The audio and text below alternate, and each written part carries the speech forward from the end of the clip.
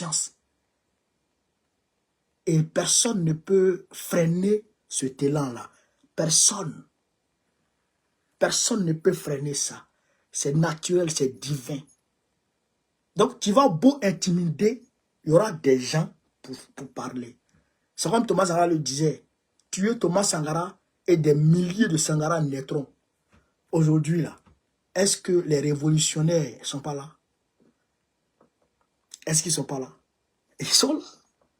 Ibrahim Traoré, ils ont tué Thomas Sankara. Thomas Sankara, c'était Burkina Faso seulement. Aujourd'hui, Ibrahim Traoré est là. Assimi Goïta, Tchiani. Et puis, le gars du Tchad est en train de les rejoindre.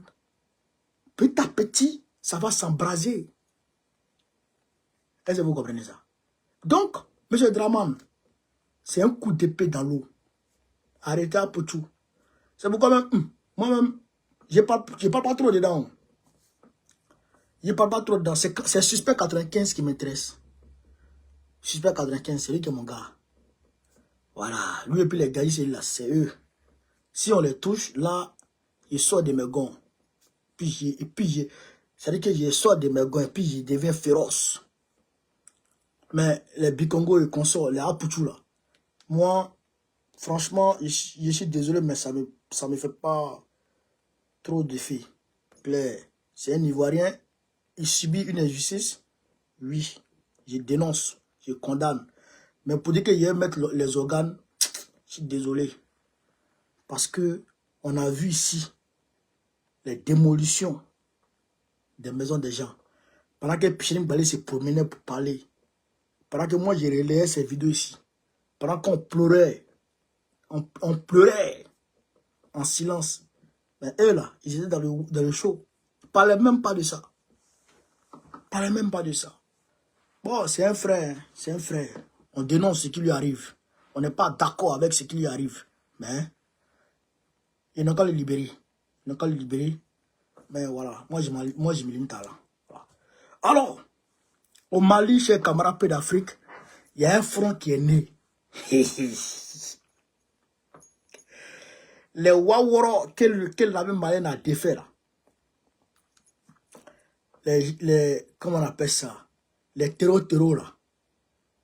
Les anciens signataires de l'Azawad là. Ils sont allés se coaliser. Que eux, ils s'appellent Front pour la libération de l'Azawad. FLA. FLA. C'est pas vous, FLN. C'est pas vous, FLN. Ils appellent FLA. Donc, ils ont créé leur FLA aujourd'hui. Ils sont en train de faire leur réunion de FLA. Dès qu'ils ont fini leur réunion, ils sortaient. Il y a un drone qui les a envoyés douille. 7 morts. 7. Parmi les chefs de FLA. Vous avez vu, la malienne a fait un communiqué où elle dénombrait les morts, parmi lesquels les dignitaires des terreaux. C'était là. Ils sont en train de faire réunion. Ils ne savent pas que l'armée malienne est dans les airs et elle les surveille. Quand ils ont fini leur réunion, le premier a sorti sa tête. L'armée malienne, le drone a visionné. Reconnaissance faciale. On a vu que c'est eux. Tout est clair. Le drone a envoyé. 7 morts.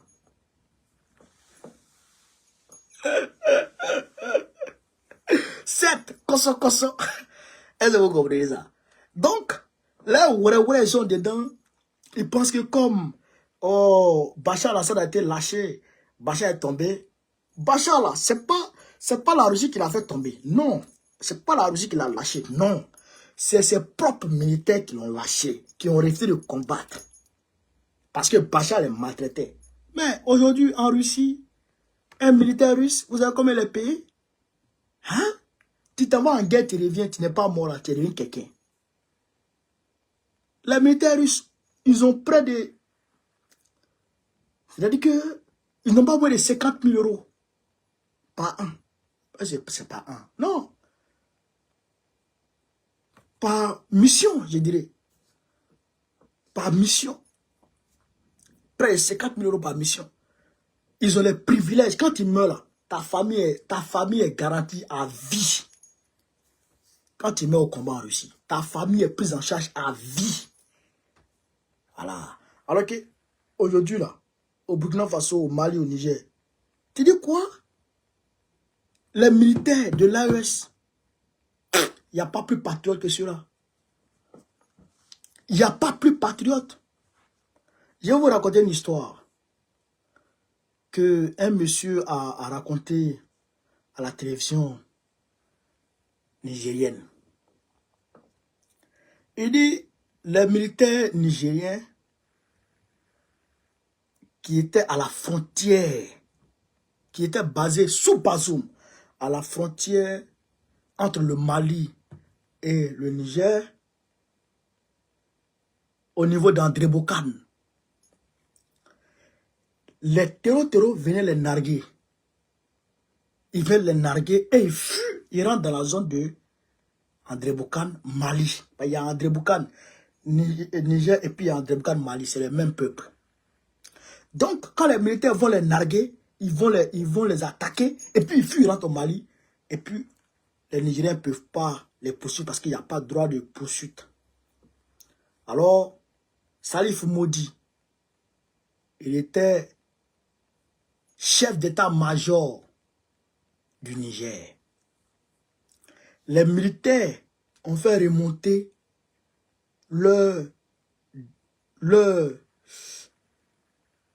je dirais, comment on appelle ça? Qui va imprêter le mot là? Ils ont fait remonter leurs problèmes jusqu'au chef d'état-major Salif Modi. Alors, Salif Modi prend une audience avec le président Bazoum. Non, je dirais leur désagrément. Voilà. Ils font monter ça jusqu'à Salif Modi. Et Salif Modi cherche à avoir une audience avec le président Bazoum. Bazoum accepte l'audience. Et Salif Modi, il explique la situation. Voici les désagréments que nos militaires rencontrent sur le terrain. Voici comment les terreaux les narguent sur le terrain. Voici ce qu'ils rencontrent. Alors, il demande à Salif Modi, il demande au président Bazoum de lui donner l'autorisation d'aller demander un droit, d'aller négocier un droit de poursuite en territoire malien. Vous vous rappelez, Salif Modi est parti voir Assimi Goïta. Vous vous rappelez de ça, non? Alors Salif Modi a eu l'autorisation avec Bazoum et il se rend au Mali. Arrivé au Mali, il fait part de la situation au président Assimi Goïta. D'abord, il fait part à son homologue chef d'état-major et son homologue chef d'état-major le conduit chez Bazoum et chez le président Assimi Goïta. Il arrive là-bas et il détaille la situation. Alors, Assimi Goïta, lui-même qui avait déjà constaté ces faits-là, et lui-même, ses officiers lui avaient rapporté cette situation-là. Alors, qu'est-ce qu'il fait? Il donne l'autorisation. D'abord, Salif Modi, initialement, il avait demandé 10 km. Il avait demandé 10 km du territoire malien. Vous comprenez? Il avait demandé l'autorisation de pouvoir poursuivre les terreaux sur 10 km dans le territoire malien. Assimi Goïta lui dit non, 10 km, c'est vrai que c'est bon, mais c'est peu. Je te donne 40 km. Didier, merci mon frère. Je te donne 40 km dans le territoire malien. Alors, Salif Modi, content de cette prouesse diplomatique, il se lève, il vient rendre compte à son président. Naturellement, Bazoum, même s'il n'est pas content, dans son fond intérieur, il fait savoir à Maudit qu'il est content.